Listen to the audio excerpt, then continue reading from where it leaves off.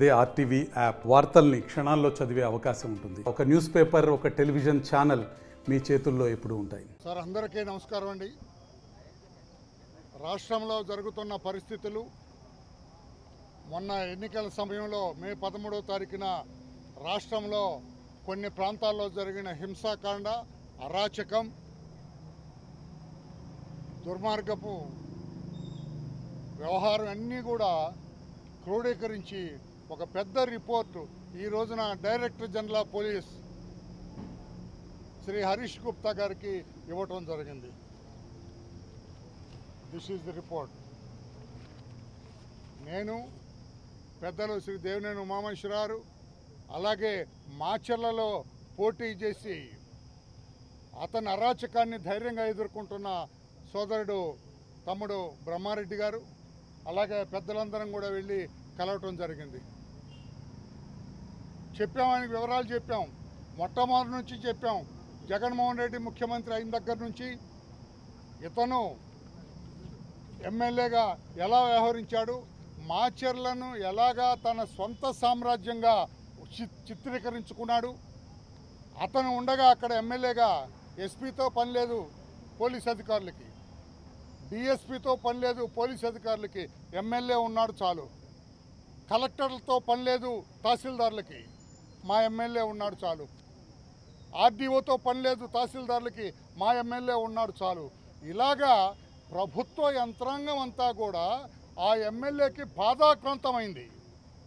అతను ఏమి చెబుతుంది వినేటట్టుగా 5 సంవత్సరాలు కూడా ఏమి చెబుతుంది వినేటట్టు చేస్తే ఆశ్చర్యపోయాడు రామయ్య గారు. నాకు కూడా కొంత తెలుసని ఆయన కొన్ని విషయాలు చెప్పాడు. డీజీపీ గారు కూడా చాలా సంతోషం వేసింది దానికి. పంచాయతీ ఎన్నికల్లో ఎవరన్నా నియోజకవర్గంలో ఒక్కడు కూడా పోటీ చేయడండి ప్రతిపక్షాలు. ఈ నియోజకవర్గంలో మాచర్లలో ఇతను బలవంతంగా ఇతను అన్ని పంచాయతీలు కూడా యునానిమస్ చేసుకున్నాడండి.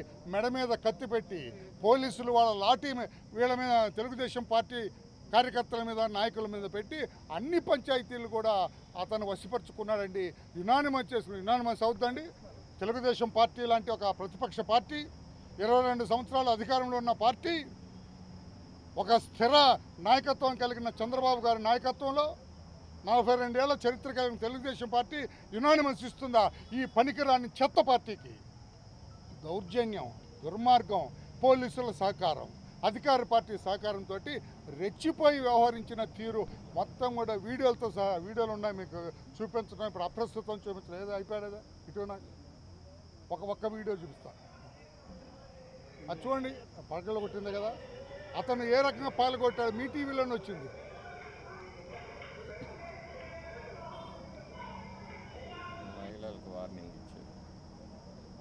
మహిళకు వార్నింగ్ ఇచ్చేది ఉంది కదా.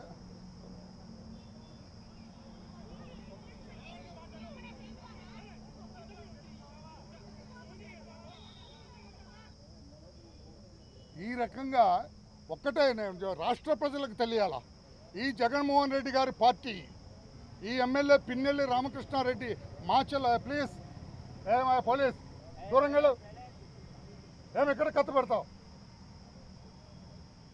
ఆ మాచర్ల ఎమ్మెల్యే ఏ రకంగా అతను రాజ్యం ఏలింది ఒక్కసారి చూపిస్తానండి. ఉదయం వెళ్ళాడు అతను 202 పాల్వాయి గ్రామంలో 202 బూత్లోకి వెళ్ళాడు. అతని రౌడీ గ్యాంగ్ తురకా కిషోర్ రెడీగా ఉంటాడు. తురకా కిషోర్ పెద్ద కత్తి బరిస లేకపోతే ఇనపరాడ్డు పట్టుకొని రెడీగా ఉంటాడు తురకా కిషోర్. అతను 10 మంది బూత్లోకి వచ్చారు. అక్కడ పోలింగ్ ఆఫీసర్స్, అధికారులు లేచి నమస్కారం పెట్టారు. ఎమ్మెల్యే వచ్చాడు కదా అని వెళ్ళాడు. ఎమ్మెల్యే ఓటు వేయడానికి వెళ్ళేవాళ్ళలాగా వెళ్ళాడు.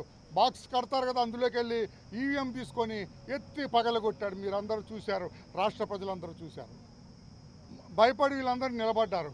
వెళ్ళిపోయాడు. వెళ్తుంటే మా కార్యకర్త, మా ఏజెంట్ అడ్డుకున్నాడు. ఇదో శేషగిరి, కొంచెం ముద్దురా, శేషగిరి మా ఏజెంట్ అక్కడ అడ్డుకున్నారు. అడ్డుకుంటే ఆయన ఏమన్నాడు, ఆయన నిన్ను ఎమ్మెల్యే నువ్వు అడ్డుకుంటే చెప్పు వాళ్ళకి పెద్దగా, అరే జాగ్రత్త నిన్ను నరికి పారేస్తా, కాజేస్తామంట. కాజేయటం జేబు కొట్టటమా?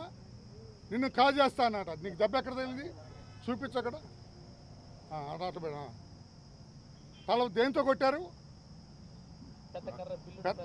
పెద్ద కర్ర వసికర్ర లాంటి కర్రతో కొడితే చస్తారు కదా మనుషులు.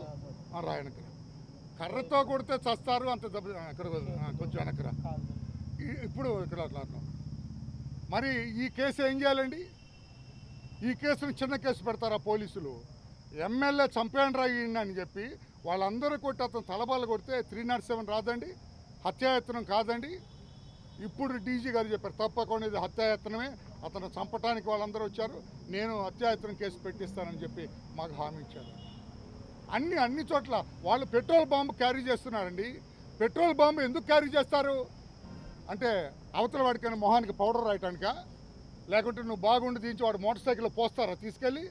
పెట్రోల్ బాంబు చేతిలో ఉందంటే ఈ వెధవ హత్యాయత్నానికి ఆయుధాన్ని తీసుకెళ్తున్నట్టు లెక్క, అవతల వాడిని చంపడానికి ఆయుధం తీసుకెళ్తున్నట్టు లెక్క.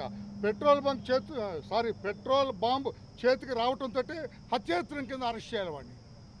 ఏమి చేయలేదు, యథేచ్ఛగా తిరిగారు, కొట్టారు, బాక్స్ పగలగొట్టారు, బయటకు వచ్చారు. అడ్డం వస్తే నేను చంపేస్తాం అన్నారు, బయటకు వెళ్ళిపోయారు. అతని గ్యాంగ్ అంతా అతను కొల్లబొడిచారు. వీళ్ళ వాళ్ళు పరిగెత్తుకొచ్చి రక్షించండి అంటే అప్పుడు శేషగిరిని వదిలారు. ఈ రకంగా మాచర్ల ఎపిసోడ్ ఇంకా బ్రహ్మారెడ్డి గారు చెబుతారు మాచర్ల జరిగింది. తర్వాత వచ్చేటప్పటికి మీరు చంద్రగిరి తెలుసు, తండ్రి కొడుకులు ఎవరైతే శివరెడ్డి భాస్కర్ రెడ్డి, అతని కొడుకు మోహిత్ రెడ్డి. నానిని వేసేయండి రా, బై ఎలక్షన్ వస్తే వచ్చింది, నానిని వేసారు. అదృష్టం బాగుండి బతికాడు అతను. మరి 307 కేసులో వాళ్ళిద్దరిని అరెస్ట్ చేయొద్దు. తండ్రి కొడుకుని తాడిపత్రి, అది అందరికీ తెలుసు. ఆ పెద్దారెడ్డి అతను సొంత సామ్రాజ్యం తాడిపత్రి, మాచర్లలాగా ఇష్టం వచ్చినట్టుగా చేసి అక్కడికి ఆ డిఎస్పీ పిల్లలను పేరంటానికి పోయినాడు చైతన్య. ఆ చైతన్య ఇష్టం వచ్చినట్టు చేశారు. అతని మీద కూడా యాక్షన్ తీసుకొని అరెస్ట్ చేయమని అడిగాం. ఈ రకంగా పిన్నెల్లి బ్రదర్స్ని, చెవిరెడ్డి భాస్కర్ రెడ్డి అతని కొడుకుని, పెద్దారెడ్డిని, ఇక్కడ చైతన్య డిఎస్పీని, వీళ్ళందరినీ కూడా అరెస్ట్ చేయాలి. వీళ్ళే ఈ గొడవలకు బాధ్యులు. రాష్ట్రంలో ప్రశాంతత ఉండాలంటే వీళ్ళని అరెస్ట్ చేసి లోపల పడేయండి. రేపు ఎన్నికల కౌంటింగ్ ఉంది 4వ తారీఖున. ఆ కౌంటింగ్ జరగకుండా కూడా ఈ జగన్మోహన్ రెడ్డి గారు లండన్లో ఉండి, సజ్జల రామకృష్ణారెడ్డి గారు తాడేపల్లిలో ఉండి వీళ్ళంతా ప్లాన్ చేస్తున్నారు.